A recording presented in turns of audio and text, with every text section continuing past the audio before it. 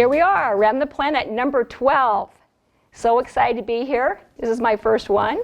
And I'm super excited to introduce Danielle Williams, who began working for us 25 years ago, March 24th, 1997. And it's been a blessing to have you this entire time. Thank you. And I thought it'd be fun to try something different this time. So instead of interviewing somebody who's maybe new, who you might not know, Danielle's been here 25 years, and the other day I was sharing some of Danielle's hobbies that I know, and they didn't know that. So I thought, okay, what a perfect opportunity to interview somebody who's been around for quite a while, but yet you may not even know what she does outside of work. So here we go. Danielle, why don't you walk us through your past positions and what you're currently doing now? So when I started 25 years ago, I started as a part-time file clerk and part-time receptionist, evening receptionist. Within a matter of months, I started training for the billing position and have cross-trained in almost every position in the office.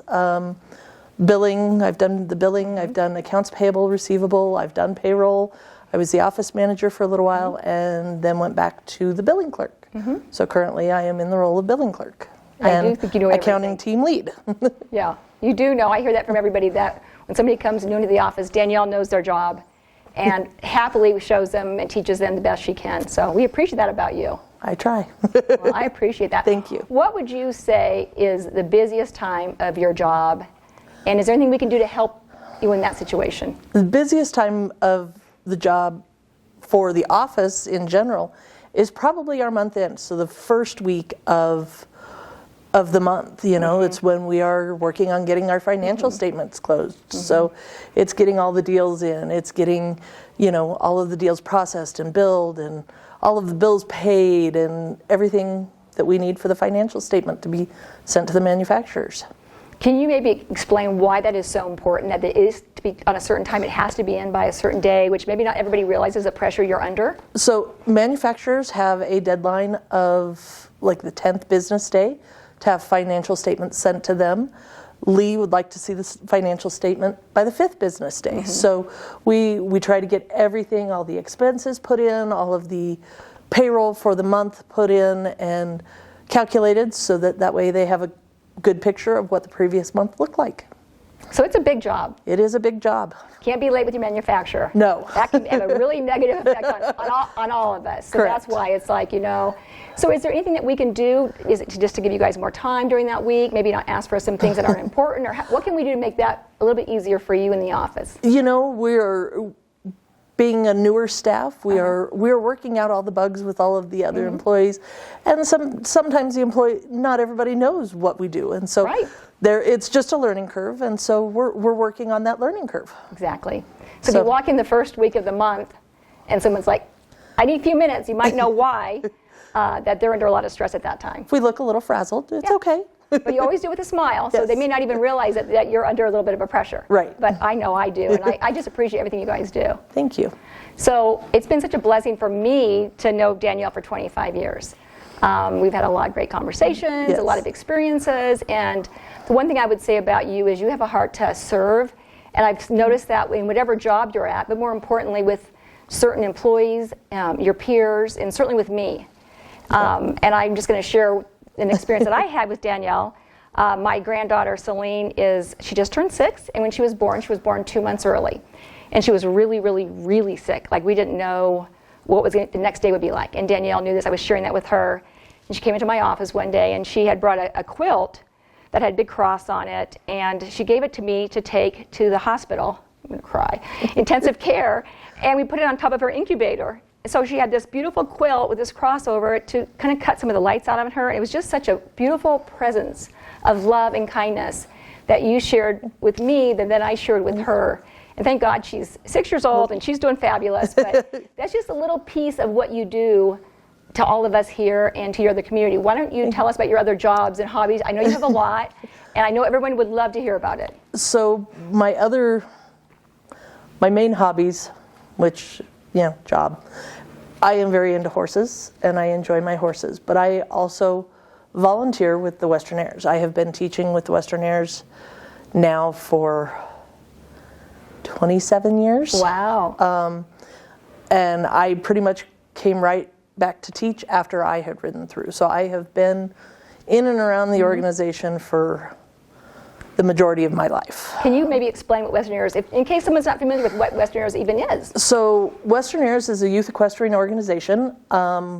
We have children from 9 to 19, so we start them out young, teach them the basics of drill riding and horseback riding, and then they progress through the organization until they hit our top performing teams, which will perform at the National Western Stock Show and all across the U.S. We've been to the U.S. We've been to Canada. We've been Utah. This year we don't have any out-of-state shows that I am aware of, but we've got a lot of community shows within Colorado over the course of the summer. So, now, what would you, if someone didn't know what that was, and what does performing mean? What is? So the easiest way to explain, there's two explanations that we can come up with. The one that I use most frequently is take a marching band, put them on horseback, take away the instruments, and put them at speed. Same kind of drill formations and in and out just on horseback. Wow. The other one that we use most commonly is it's ice capades on horses. Wow. You know, just the different things, and we have a lot of different what we call specialty acts. So trick riding, Roman riding, the roping, all sorts of things, bullwhips. It's amazing. It's fun. You love it, and you love your horses. How did you get your most recent horse?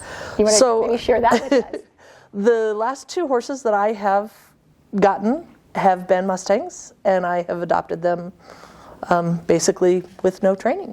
So they were off the BLM range. The one horse is from a herd here in Colorado, from Sandwash Basin, which is up about 50 miles northwest of Craig. When I got her, she had only been off range or off of the HMA for about 4 months. Wow. And wild horse. Wild horse, had never had any human contact before, and I've now had her for 5 years.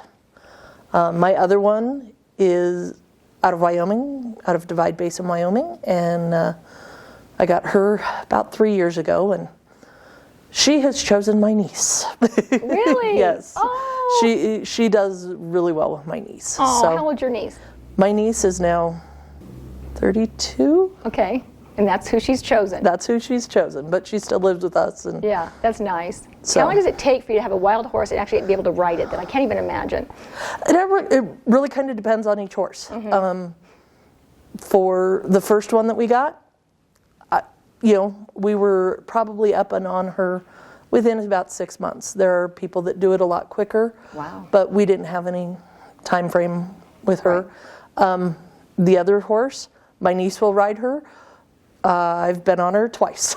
Really? Yeah. Oh my God. Does she buck? What does she do? She doesn't buck. She's just a lot sportier, a lot more athletic, and I'm a lot more worried about hitting the ground with her.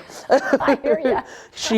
She very easily just scoot out from underneath you. Okay, so interesting. My other one is just kind of the mellow one. And it's like anything, right? You don't know what you're going to get as far as a personality. Exactly.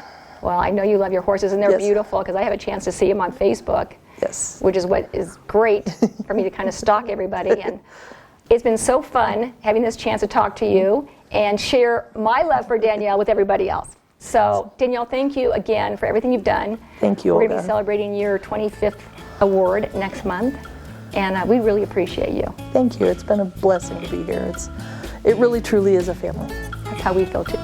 I love you. Love you, too.